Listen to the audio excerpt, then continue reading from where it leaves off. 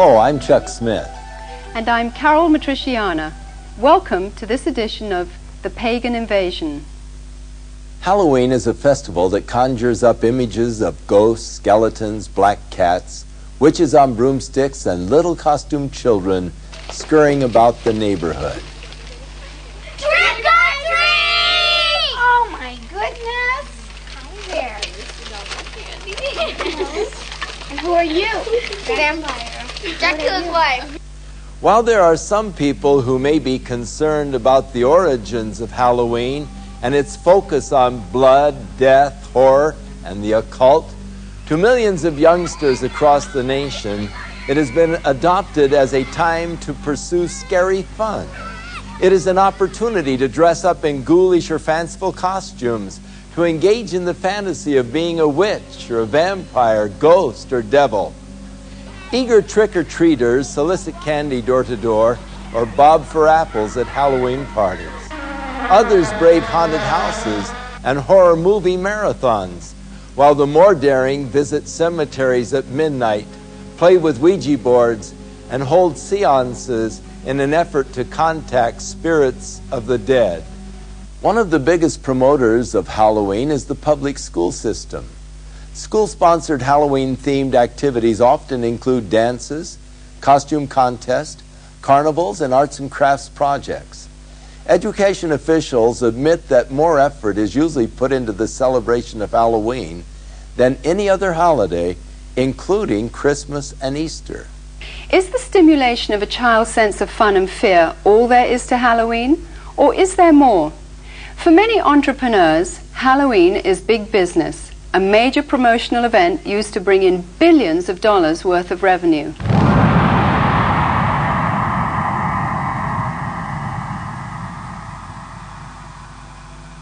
In addition to the usual costumes of cartoon characters for children, a growing number of outlets are featuring more macabre and sinister creations for purchase.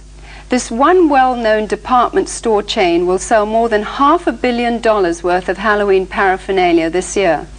And that doesn't include revenue from the sales of trick-or-treat candy. Costume shops such as this one are able to stay in business year-round as a result of the tremendous sales and rentals they receive during the Halloween rush. Farmers also view Halloween with an eye toward making big profits. Pumpkins are a traditional Halloween accessory used by households nationwide as jack-o'-lantern decorations. This one Southern California field of only 164 acres will yield nearly $250,000 to its owner. Halloween is manipulated by the promoters of horror movies and videos as a major marketing opportunity. While horror films used to be synonymous with B-movies and considered the conventional low-budget industry standby, today they account for nearly 20% of all of the revenue received by feature film producers and distributors. The success of the technical revolution in special effects has attracted serious film directors to produce well-crafted, elaborate horror productions. A recent visit to the Video Software Dealers Association exhibition in Las Vegas showed that the two biggest selling artistic genres were pornography and horror. Hollywood is continuing to capitalize on society's growing craving for the occult and demonic. The irony is that while these producers label such films as fun and make-believe, many of them hire practicing witches or Satanists as technical advisors who ensure the authentic reproductions and performances of rituals, sacrifices, spells, and curses. People are so hyper during the day, they need to come home and watch something that's totally unreal so they can release themselves from all the pressures. It's just the type of thing that makes you laugh and forget about life. Over the last 2 decades, most horror films have become far more graphic in their depictions of violence and cruelty. Movies affectionately known as splatter films routinely detail torture and dismembering of bodies, drinking of blood, cannibalism, rape, and a host of other grotesque atrocities. Well, we think it's pretty fun. A lot of people just like it because it's fun, it's wacko, it's not real, and so it's just the type of thing that people like to watch because you don't have to think reality when you watch it. When it comes to gore or splatter or any other particular genres, the justification lies in our Constitution.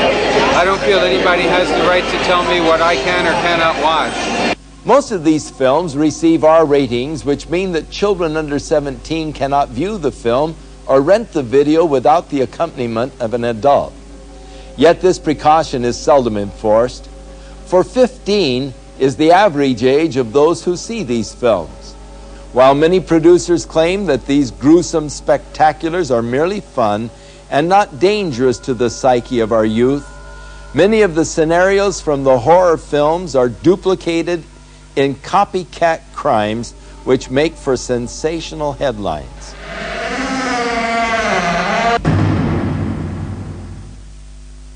Glenn Hobbs was initiated into a satanic coven as a child by his grandfather and continued participating for many years. I recently asked Glenn about his involvement and the importance of Halloween to the occultist. Well, my involvement in satanic worship was, I was involved in it as a child. Of course, I was a generational Satanist, what they call a generational Satanist, and what that means is that my family was involved in it and their family before them. Now, my earliest rememberings of Halloween and some of the things that were involved was, it was a very dark time for me as a child. It was something that I didn't enjoy. Glenn, could you tell us about your involvement in any rituals at Halloween as a child? There was another little girl that was involved in the occult with me, and her name was Becky. Now, Becky was a different type of child. She was blessed to be a sacrifice. I was being blessed to be a high priest, where she was being blessed and born into the coven there to be a sacrifice. Now, we were in a ritual where we were married together. It was a marriage to the beast, and me and the little girl were married together, and there was a lot of sexual abuse that took place and a lot of blood that was spilt over us, joining us together. When do Halloween rituals actually begin, and what is the ultimate purpose of Halloween? Well, the ritual that I remember the most clearly began about the end of September. Me and the little girl, the one I mentioned named Becky, the abuse was very concentrated at that time. We were taken into several rooms where our clothing was removed. We spent the next couple of weeks in a kind of a shack where a lot of rituals went on, where a lot of animals were killed. They summoned Lucifer and his spirit to come and possess me, and so that I would be blessed to take over the position of the high priest at a certain point in time. Now, Halloween night, they had again put me and the little girl in the back of this van, and we again drove off, which seemed like for a long time. We were drugged once again, and we finally came to this stop. They took the little girl out and they left me in the van. I could hear a lot of commotion that was going on outside. People that were screaming and yelling, and this low murmuring and a moaning noise that was going on, like some kind of a low chanting noise that was going on. So I knew in my mind there was some type of a ritual going on, because I'd heard that many times before. You know, it was real common to see people fall on the ground and convulse and go into convulsions during rituals and stuff with the demonic presence that were around. And finally, a woman came to the back of the van and she said, "It's time to go." And she brought me out of the van, and I could see that there was just a lot of people around. Some were dressed in dark brownish kind of robes with hoods over them. They took me up and they led me up to this stone altar. And I remember I saw the little girl, and she was on the altar. Now, at first, you know, I just wondered what was going on, because you never knew. I mean, they used the altar for a lot of different things. They could have just been sacrificing an animal over, could have been a sexual abuse from the high priest on to her. You know, it was a hard thing to know for sure. Well, they ushered me up to the altar, and I could see that they had bound her feet.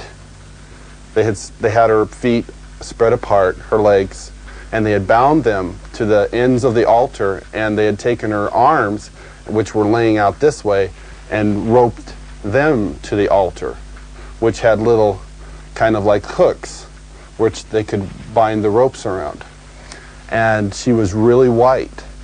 I remember seeing her, and she was just real pale and real white. And I noticed that they had slit the bottoms of her feet and her wrists, and they were taking the blood that was running out of those areas and putting them into chalices and passing those cups around to different people who were partaking of her blood. Then the high priest, he took the athami, or the ritual knife, and he picked it up and he put my hand on it, and then he forced it into her chest. So when I think back on Halloween, you know, over that period of time that happened, you know, that was the climax event, Halloween night, where they killed that innocent little girl. And this is something that's happening every Halloween. That's not just an isolated event. I mean, there are children all over the world who are losing their lives during Halloween night, and yet we, as a society, we go out and celebrate it, and we go door to door and we ask for candy, and it's a big celebration to us. And I think it's quite ironic how one group of people are thinking it's fun, and another group of people are taking human life, and yet they don't, you know, there seems to be this wall and nobody wants to face the facts of what's really going on. Today, reports from all over the world show a growing concern over the mushrooming attraction towards the occult. Heinous crimes connected with the occult, according to police, are reaching epidemic proportions. Halloween is the time when community service organizations warn that children and animals are most likely to be abducted. To truly understand the significance of Halloween and its role in this mayhem, we must go back to its historic roots.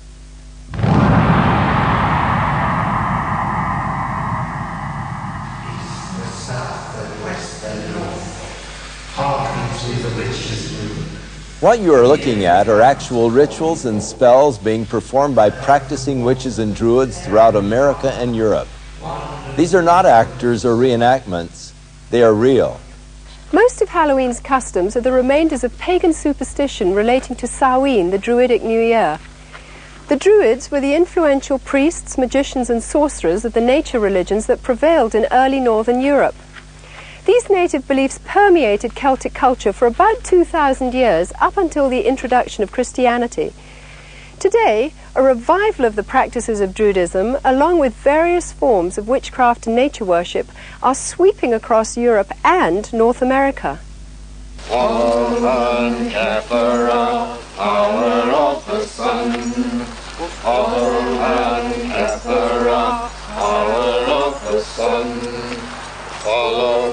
The Druid orders are full of people from all walks of life, from soap opera stars to doctors and lawyers, dentists and toilet cleaners.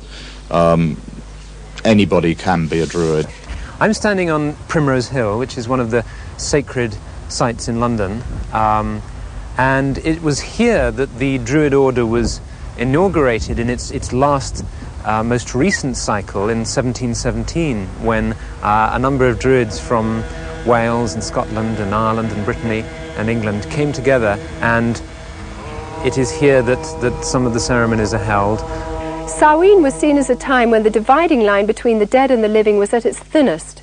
Consequently, contact with spirit beings was thought to be easiest. Samhain was also one of the major fire festivals of the Celts, At this time, the Druidic priesthood led the people in diabolical worship ceremonies in which they would sacrifice animals and humans in ritual killings. Human sacrifice has absolutely no place in the modern tradition. Just because we see a pagan revival doesn't mean that we wish to go back to barbarism of any sort. So it's a bit of a red herring. It's not something we like to talk about. The name for Druids is believed to come from the Greek word drus, meaning oak. Druids usually select groves of oaks for their ceremonies and use the leaves in their sacred rites.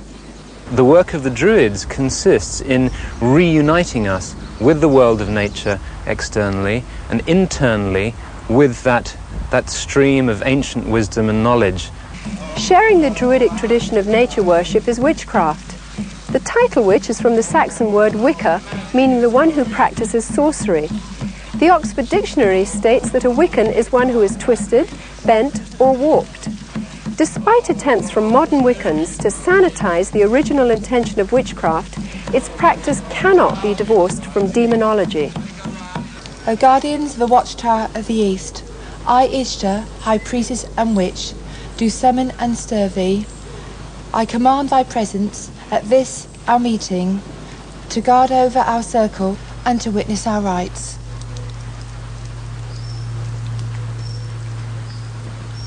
So mote it be. So mote it be. My mother was a witch, and my grandmother was a witch, and I have been a witch for as long as I can remember. Since I have been practicing the craft, there has been a great revival. I believe there's about 1 million people in England alone that practice witchcraft. The pagans are all over the place with their covens. If they're not calling themselves witches alone, they are paganistic in their ways. There are probably now as many people practicing witchcraft in Britain as there are committed Christians. I regard myself as a natural witch. I was regarded myself as a witch since early childhood. I was brought up in a very isolated part of the country, on the Welsh border, which has a long tradition of magic and Welsh sorcerers. It's almost as if there's a kind of grassroots feeling back towards paganism. We live in a kind of post-Christian era almost, and that people are moving towards a kind of neo-paganism, I suppose. We learn as practicing witches to tap into forces of nature and to actually, if you like, send out a spell or an incantation or an invocation in a very powerful way. It's in many ways to bring you back to nature, to bring oneself back to nature, and to learn how we fit in with the natural scheme of the universe and the natural scheme of the earth, and understanding what we need to do to heal the planet. Because worship of nature is so central to their theology, large numbers of practicing Druids and witches are dedicated to today's ecology movement. We have a number of initiatives which include planting groves of sacred trees and a campaign for individual ecological responsibility, which is concerned with showing how each of us can become ecologically responsible. I think the time is coming now where we have to take the responsibility by the throat and actually get out there and say, there are answers here. I'm not prepared as a pagan, as a priest, and as a practicing witch to sit back and see my planet, my mother, raped any longer. Goats, O answer unto me. Halloween is often confused as a Christian holiday because of its association with Christian All Saints' Day or the Eve of St. Hallows, All Souls' Day. In fact, the original Christian dedication used to be celebrated in May and was intended to honor those Christians who died for their faith. But by the 9th century, the influential Roman Catholic Church changed the holiday to November, and the Protestant Church soon followed. Today, a thin Christian veil attempts to disguise an ancient pagan festival of the dead, which has become not only a secular observance, but notorious as the most favoured holy day of witches, sorcerers, and devil worshippers. I can't really say when I became interested in Wicca, because it's always been part of me. part of my roots. I love Halloween. I think I'm a very autumn person. We dress up the house with cobwebs and so on, and we cast a circle, and we have a smoky cauldron, and we all scry, which means do clairvoyance, into the smoke which comes out of the cauldron, and we open the gates of the underworld, and if any spirits want to come forward and speak, we listen to them. My first initiation, when I became first degree, was on Halloween, and I felt very, very much in tune with the god. The ancient Druids worshipped Baal, one of the most powerful of all the demon kings. In the list of Enochian demons, Baal is said to be a king which is of the power of the East. Eastern religions emphasize that spiritual power comes from meditation. The common denominator between Druids, witches, and Satanists is the practice of meditation for the purpose of making contact with the spirits of the dead or disembodied souls. You do a lot of meditation with the arts, and you get onto this higher plane. It becomes less physical and more mental. It takes years of painstaking study, meditational work, finding your higher mind, being able to actually tap into the forces of nature and use those. I have, on occasion, touched upon, I suppose you could call them spirit guides. People describe them in different way. I am aware of a hierarchy of spiritual advisors who live on another plane of consciousness that you can approach, that will acknowledge you and advise you and assist you. We have what we call contacts. There are other names for them.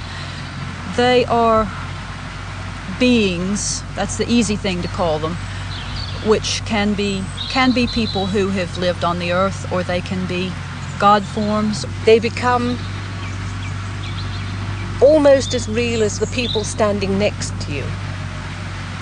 And whoever else you call doesn't actually materialize. You can't see them in the physical sense, but mentally you know that they are there.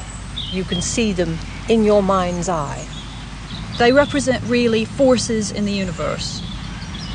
Forces that are like gravity or wind, but they're forces that have to do with our internal makeup and make our minds work in the way that they work. Margaret Adler, practicing witch and author of Drawing Down the Moon, warns that the trance state, with its roots in ancient shamanism and paganism, is not to be entered into lightly or when alone. For the spirit to be contacted actually enters the witch's body, using it to deliver a verbal message. There is a possibility, if you don't cast a circle, the forces that could come into the room could take over in a form of possession. We had one example here where one young woman, a nurse, was possessed by, I don't know what it was, but a horrible voice came through her and she passed out. While occult procedures in their rituals may vary in intensity, the fact is that witches, as well as Satanists, commemorate Halloween night with the same fervent dedication to invoke spirits for personal power. Queen of heaven, queen of hell, horned hunter of the night, lend your power unto our spell, and work our will by magic right.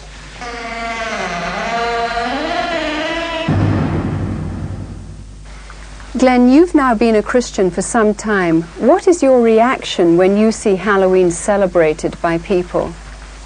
Whenever Halloween time starts coming around, at the 1st of October, you go into the stores, you see the costumes, you see the mother with her little girl putting the witch's hat on her, and the little boy getting excited about getting the devil mask, and you see the candy, you see the Halloween pumpkins, you see people decorating their houses with skeletons and all these symbols of death. You know, it only serves to bring back horrifying memories to me. Memories of death, memories of children being so abused, so ripped of everything, their character, all in the name of Satan. If a person could really stop the next time they go into that store and realize that there are children who are going to lose their life because people are taking this a step further. There are people out there who don't just celebrate Halloween with trick-or-treat candy. This is a religious holiday to them. This is something that is holy and sacred, and they are taking innocent human life. I can't say, go ahead and have Halloween fun. It doesn't matter if you're participating in Halloween, even if you're not a Satanist, you know, if it's just for fun.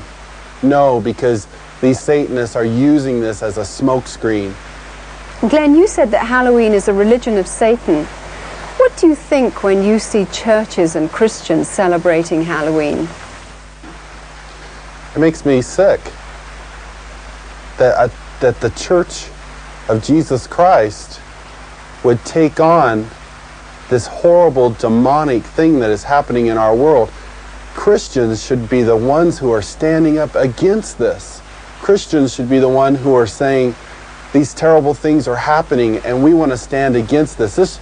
Churches should not be having these Halloween parties at all. They should be coming together as brothers and sisters in Christ, binding together and coming against these dark forces, praying for these children that God will spare their lives, that somehow God will intervene and save these children.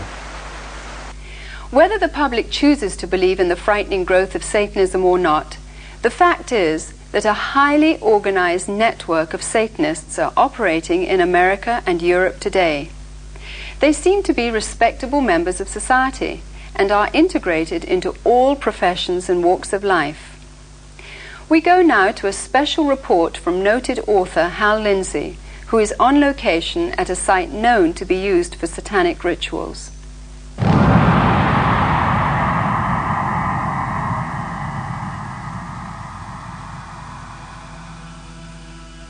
We came out to a place in the hills east of Los Angeles, to a location that has been identified in the past with ritual worship and, we believe, Satanism.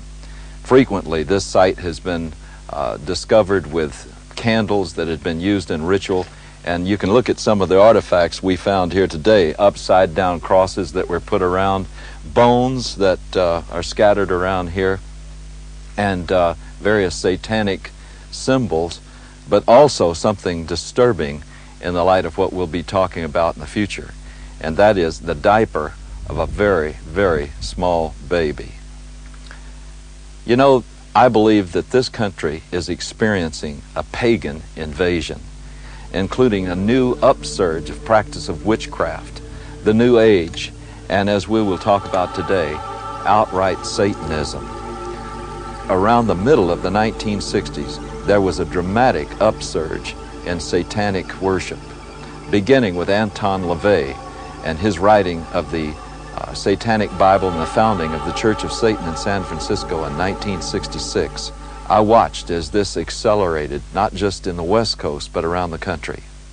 When Charles Manson and his gang in 1969 committed the horrible, brutal crime at Sharon Tate's home, this was done in connection with all of the paraphernalia of Satan worship.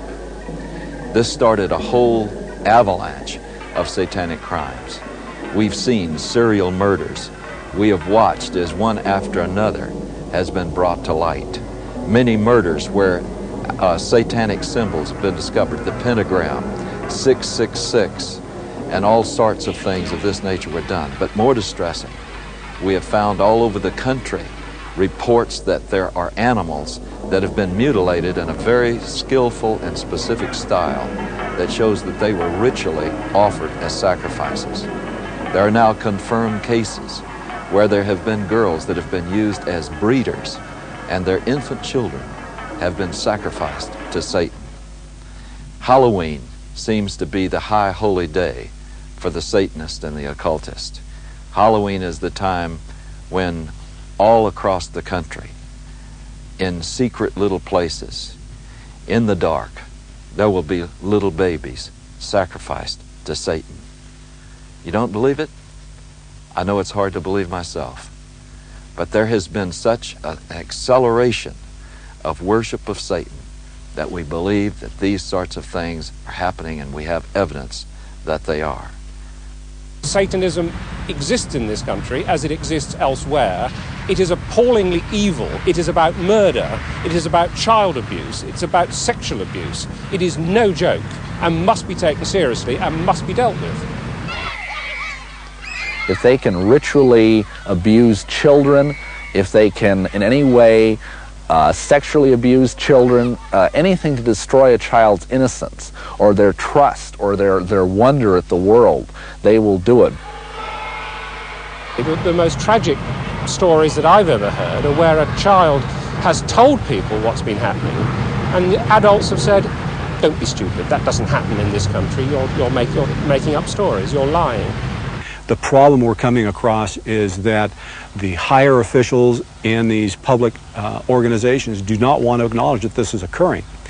We need to lift that veil of misunderstanding and saying, hey, this is a crime to be dealt with. It's the crime of the 90s. It's not going away. Satanists want to recruit. We know that it's been going on for many years. This is not new, but their arrogance and their outwardness about the way they recruit is becoming unbelievable. Sometimes they'll simply suck them in through the local high schools, sex and drug parties. We have an epidemic of young people participating in some strata of Satanism.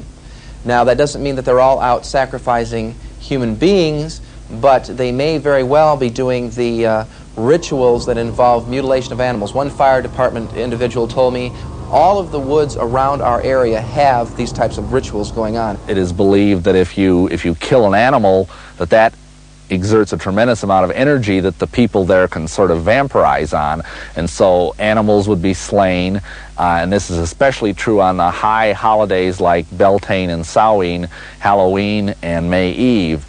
There's something about sacrifice. If you do it once, you want to do it all the time. Once you've actually passed the barrier of sacrificing an animal, you get this sort of bloodlust where you really want to do it. And I really wanted to do it.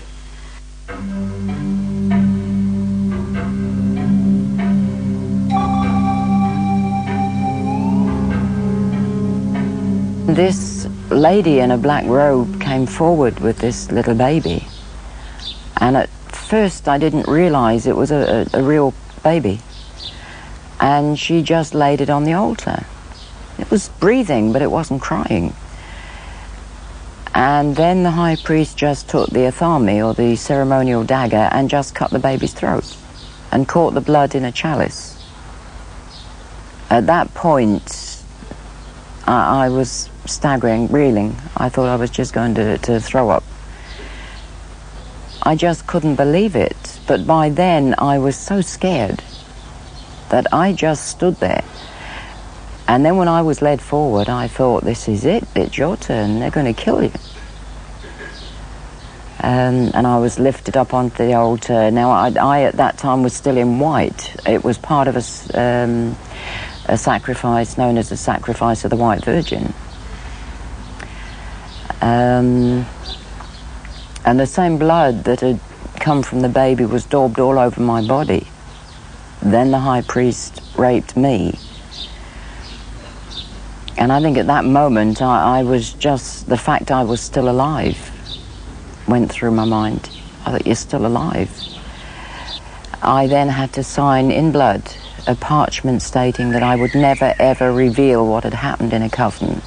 If I did, I would die. Are human beings being sacrificed? Yes, they are. There's a lot of things that I would look for to make a determination on a ritualistic crime. It could be marks that are found at the scene. It may be things like a pentagram. It may be an upside-down cross. It could be, again, the number 666. It could be a loss of blood in the body, certain parts removed in a certain manner. They're victims. Some were targeted for specific reasons. One, because they wouldn't join. Two, because they did join and they want to drop out. Some of their victims are themselves. They voluntarily do it. In many satanic groups, a mother will be asked to sacrifice her own child to Satan, and she may even, in fact, be ritually impregnated to do that. She may even specifically have been impregnated, and then when the child is born, they never register the child as being born, and they kill it in a very horrible way, and sometimes the mother herself is actually asked to do it. Some of you may not even believe what you've just seen. You may believe that this is just something that's aberrational and that it just doesn't reach the mainstream of America. But just think about some of the headlines we've had recently. The case in Matamoros, where a group in Mexico were practicing human sacrifice, where they kidnapped and actually sacrificed several innocent young people. And think about the Night Stalker case here in Los Angeles, with Ramirez brazenly flashing the satanic symbol and saying, "Hail Satan," and holding up his palm with a pentagram in it. And yet Ramirez was convicted of some of the most brutal crimes that we've ever seen in this civilized society. One case where he caused the woman to say, "Hail Satan," while he was raping and sodomizing her alongside of her husband, whom he had already murdered. These are things that were done as a result, I believe, of getting involved in Satanism. The real Satanists, the hardcore Satanists, are involved in criminal activity, and for that reason they are going to try and look as normal as possible, the better to be able to deceive you. They're doctors, they're lawyers, they're teachers, they're oftentimes people who are in positions of great influence over small children.